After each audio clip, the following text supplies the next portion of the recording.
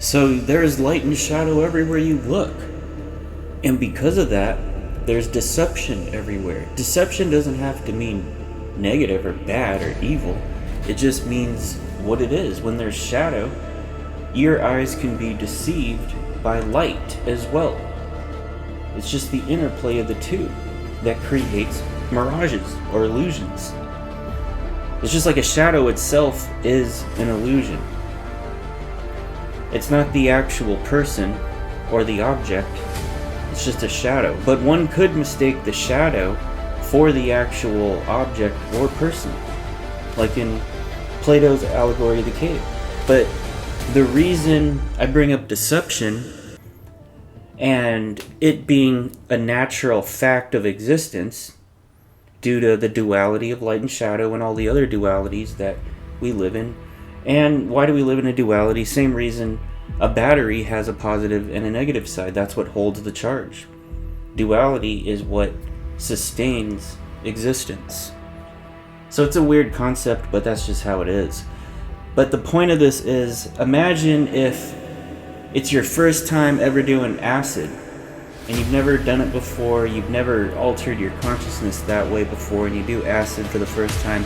You could think that this is the ultimate reality, that really this is how things are supposed to be, because you feel so pure, you feel reset, like you have no filters, like you're observing and experiencing life in its raw form without any kind of prejudice or preconditioning or preconceived notions about anything. And it's beautiful. It's a lot more powerful and colorful than how you normally experience reality. And so you could, because that's a new experience to you if it's your first time doing it, you could get into a thought pattern of thinking that this is actually the way things should be. The thing is, though, you have to remember that you put a synthetic compound into your biology to create that experience.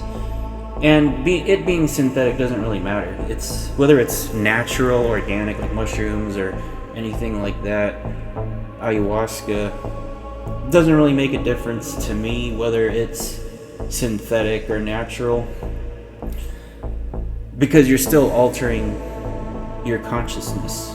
Like the end result, the effects are still the same. The body load can be an argument for natural versus synthetic. You could say the body load is lighter or safer if you use organic compounds as opposed to synthetic ones, but LSD is supposed to be less of a body load on your physiology than vitamin C. And there's poisonous plants and chemicals in nature as well that can kill you. So that's why I don't really put that much importance on the natural versus synthetic aspect of drugs or compounds. But getting back to the point I was trying to make about the LSD and experiencing this LSD reality, and then getting into a thought pattern of thinking that this is a reality that should be worked, that should be sought after. And in sober reality, this is something that should be pursued as a destination or a goal through meditation, through peak experiences, and through diet, and through the occasional use of or even frequent use of psychedelics. But the longer you stay in this realm, here's what you tend to forget, is that you're actually, is this the ultimate reality, is the question that starts to come up for some people, because you kind of think that you're waking up or you're getting out of the matrix when you do. A lot of people, when they do psychedelics, it's like they're waking up to this new realm, this spiritual awakening, and they're getting out of the matrix, the conditioning, all that stuff really is happening. And the matrix is your mind. And yes, there's also this other matrix that we have to click into, but the thing is, they think that they're going through this. I'm not saying they think like in a condescending way. I'm not saying like they're wrong. What I mean is just a frequent experience. Like when people start doing psychedelics for the first time, like they have this like getting out of the matrix feeling. The movie The Matrix, funny enough, came out when I first did all these psychedelics. So that was weird, because I remember a friend, actually a pro skater, this guy Henry Sanchez, shout out to Henry Sanchez, and Victor, who's my good friend who films. He used to film for those guys. So I remember he was talking about The Matrix. He just saw it in the theaters, and he was saying how it looks like acid. That shit looks like acid when Neo and the girl Trinity is like falling out of the building. And anyway, so you could go down this rabbit hole in the psychedelic world of I'm waking up to this new reality and this is the way it should be. And here's something that is maybe not favorable to a lot of people, but maybe it's not the ultimate reality. Because remember, going back to the concept of deception and light and shadow, you're always existing in a realm, doesn't matter which one it is, where deception is a possibility, and you got to be able to know the difference, because it's everywhere. So what I'm saying is, like, you could feel in a completely convincing way that this new psychedelic experience is the ultimate reality. Really, though, you could be falling for a mirage that is actually a subpar reality. And let's say you follow this belief now that this psychedelic realm, or whatever thoughts you've had on psychedelics, that's the thing about psychedelics, whatever you believe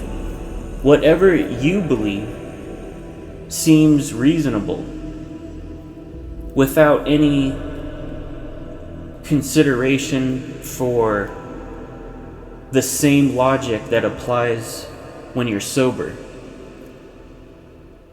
There's a different type of logic that you buy into when you're on psychedelics. So those laws are different, so you're open to believing in different sort of things, like energy bodies and chakras and aliens, all these different possibilities. Even alien intelligence can take on different forms than what you would think of when you're sober. It could just be a voice. It could just be a sentience. Or it really could be like a mother goddess to a lot of people, or it could be reptilian to some people, or it could be whatever your imagination makes up or projects. And then that's the problem, is that a lot of people can't tell the difference between something their imagination has assembled together or whether what they're experiencing is actually real. And then that's where you get a lot of, I don't know, like when I listen to a lot of these alien abduction or alien contactee experiences, they mirror a lot of psychedelic experiences. That's why sort of, I don't know, I know a lot of them, not going to name any names or anything like that, but there's so many of them, but like they'll tell their stories, and kind of like the Bible, like if you read the Bible and you interpret it literally, you're going to get one meaning from it, but if you interpret it through idioms, then you're going to have a completely different meaning. So it's the same thing with these alien I know what they're saying is that it's real, like they are physical beings. This did not happen in hallucination, and maybe so. Maybe it really did.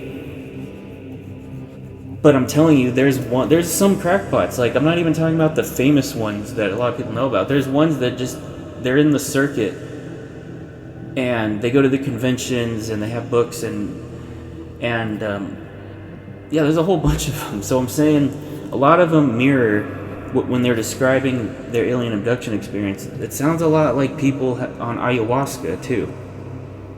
But you could go down this rabbit hole of these sub-realities or these other realities. I won't even call them sub-realities, but let's say that they are, because in a way,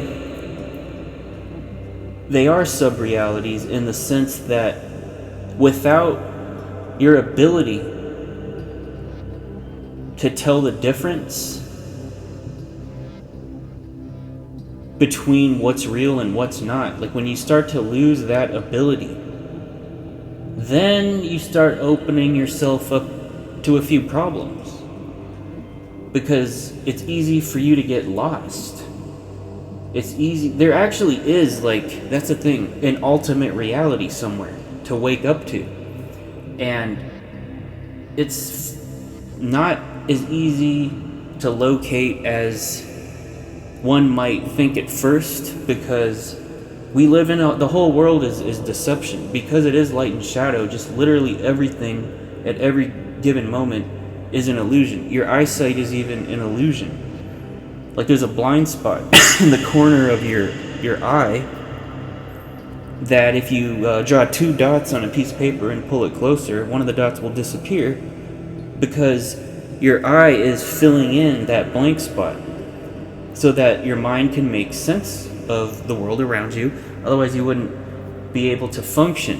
So that's why they say the mind is like a reducing valve. See, this is like on psychedelics, like you could, like, the mind is a reducing valve, literally, because if you didn't do that, it would be like using the internet, trying to send an email, and then every time you want to send an email, you have to learn HTML. You got to learn all this code in order to send the email. But what they've done is they've reduced all the code into an icon, which looks like a mailbox.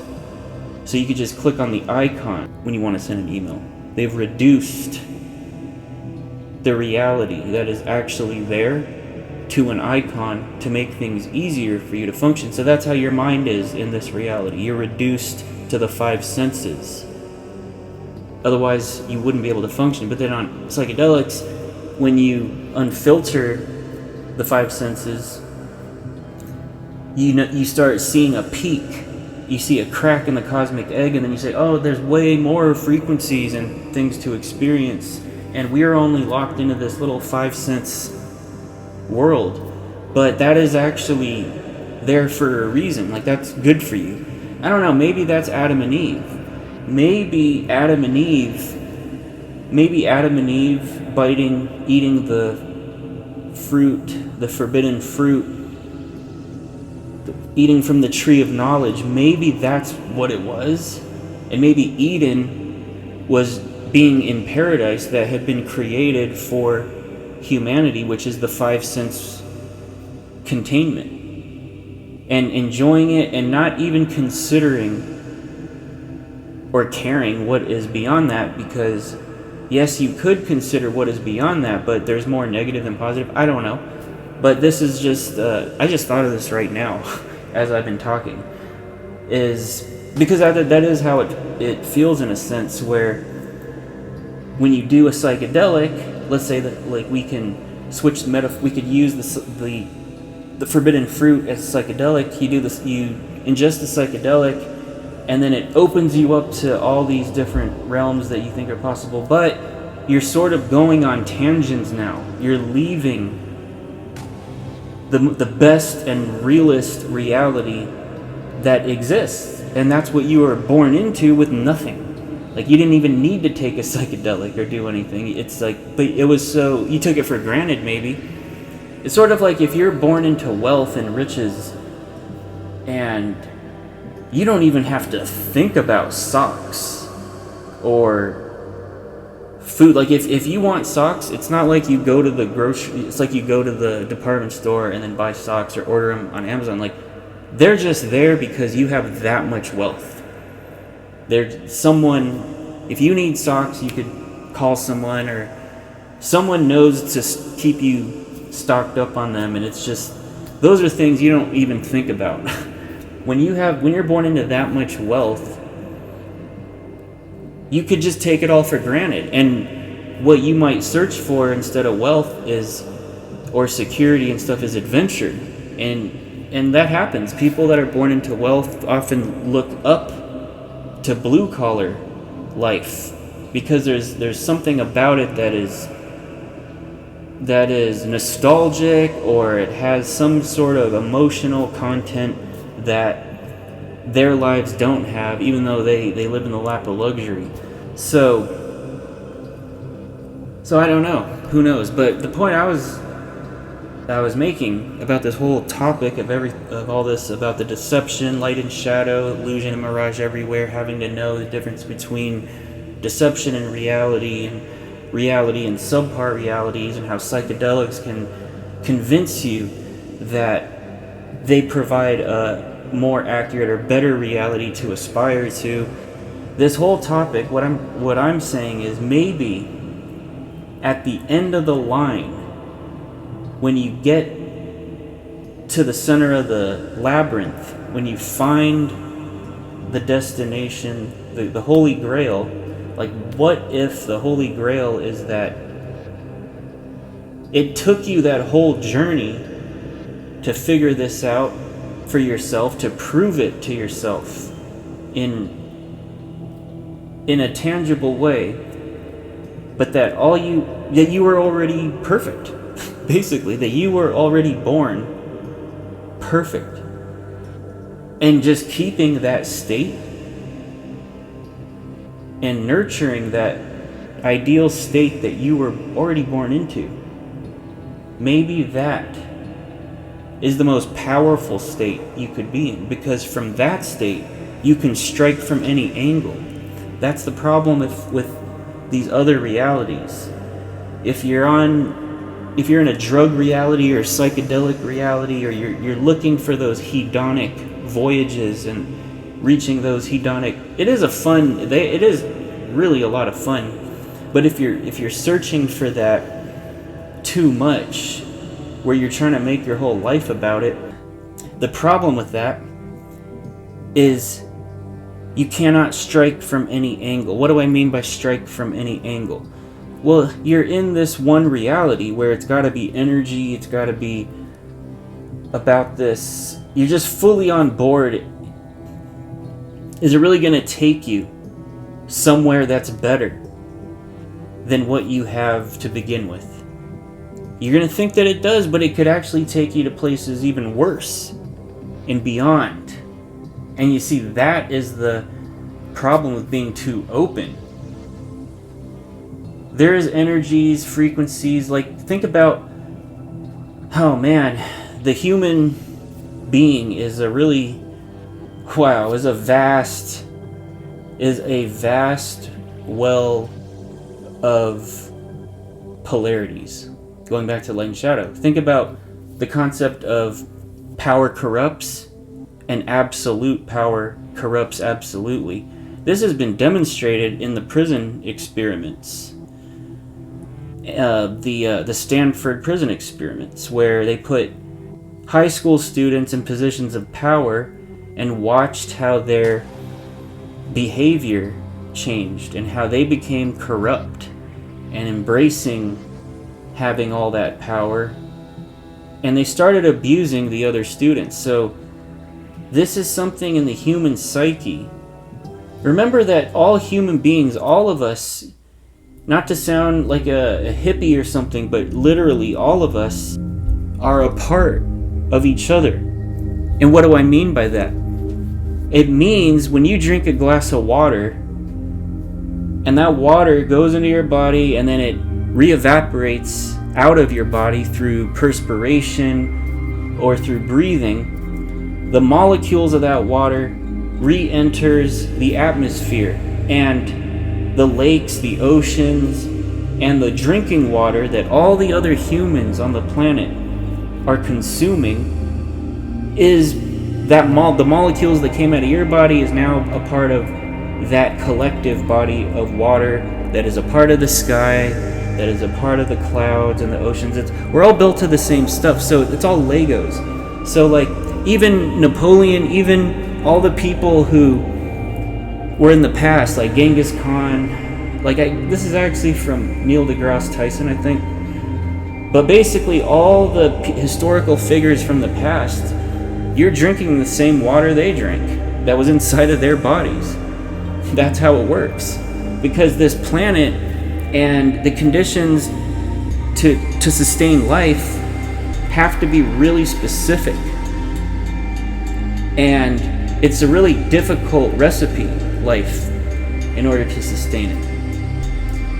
And so it's like having Legos. It's like having a box of Legos. You can build anything you want, anything at all, as long as you just use these Legos. You can't bring in a wooden bridge. You can't bring in some rocks and say, no, but I want this to be the river, and then I'll build a Lego bridge over it. No, you can't do that. If you want rocks or a bridge or a river, you have to do it with the Legos. So that is how life is. It can only work with these certain compounds and elements. And so we're all sharing. That's why sometimes when you look at someone, you've seen them before. I know you guys have had this experience where like you see someone on TV or you meet somebody and you just know that it's like your friend or someone in class that has that same aura or that same mannerisms or the same voice. It's just like a parallel reality version of them or a doppelganger of them. That's because there's only so many combos that you can do with DNA. There's only so many ways you can mix it up. So you're going to see similarities because we are really all one. We're all different breakaway parts of the same thing, but like Voltron, maybe an alien species looking at Earth doesn't view humans as individuals. They may view Earth as one organism. Has anyone ever thought of that? They may view Earth as one organism and not put any importance on the individuals on the planet. Fuck them. It's just, I don't care I just care about the big picture, not these little unimportant details. They may look at it like that, insignificantly, even though we think all this. Anyway, so the natural state, why it is so powerful is because you can, what I mean strike from any angle, I totally went on a tangent, but what I mean from strike from any angle is you can work, then you can play, then you can work out, fitness, then you can go hang out with family, then, oh, what if an emergency happens, a disaster, you need to respond in an instant, there's no time to think. You gotta switch course, you gotta change course, adapt and adjust and overcome whatever situation is happening right now at the drop of a dime. You can do that from your normal, natural, healthy state. Now, if you're like chasing all these realms all the time, you're not in a state of first response at all.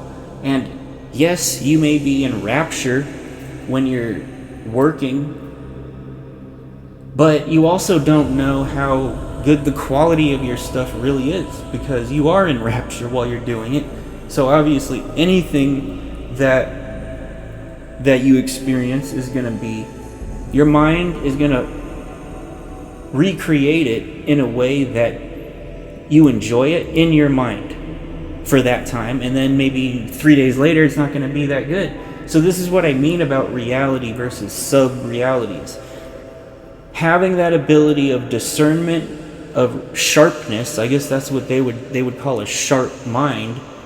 Having a sharp mind is really about discernment. It's really about, I do have access to outside of the box thinking. I'm not trapped in the matrix. I could take a step out, and when I want, I could take a break. When I want, I could take a step back in when I want. That is what I mean by you can strike from any angle. You can handle life a lot better.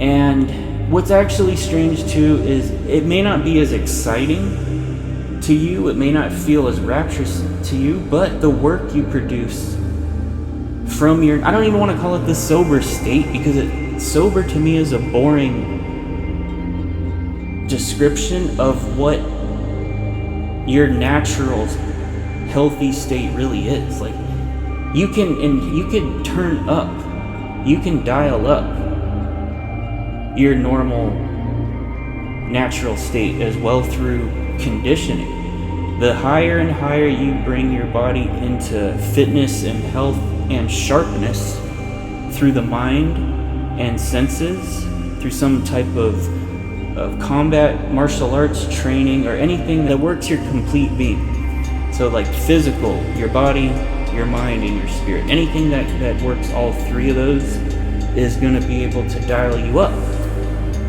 So you get this peak sharpness, this razor's edge sharpness, when you dial up your natural state to its optimum, when you bring the body to its optimum peak state.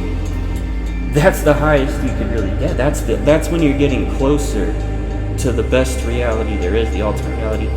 And so that's why I'm saying, like, the psychedelics can show you the direction there maybe, or hopefully you just find that at some point, but you never even needed the psychedelics to begin with. But yeah, I've just been seeing this with this journey. But hey, psychedelics are fun though. I mean, you could always do them. I'm not saying to not do them or anything, I'm just saying that from doing them for a long time, it opens you up to different ways of thinking. And some of those ways are beneficial, but some of them are too hedonic as well. There has to be a cap at some point on hedonism, because otherwise, unchecked hedonism, it's going to breed too much weakness, because you're just seeking pleasure too much. And part of experiencing the greatest power that in life is being able to deal with suffering, to take pain. And what I mean by deal with it and take pain is that it's not even hard to deal with. It's like, because you're conditioned to it. It's like when you go and get punched in the face as a boxer, it's different than someone who doesn't train getting punched in the face. So obviously the boxer is a lot more conditioned to be able to take a punch in the face, and can even avoid taking a punch in the face, and so therefore doesn't need to fear getting punched in the face. Think about how great a feeling that is, as opposed to walking around being afraid to be punched in the face. So it's just another destination to pursue in life, and it's a good one. The natural peak state can produce so many things and it can produce so many things so effortlessly and easily that it just goes over your head, and you don't think anything of it because you're not super messed up on psychedelics.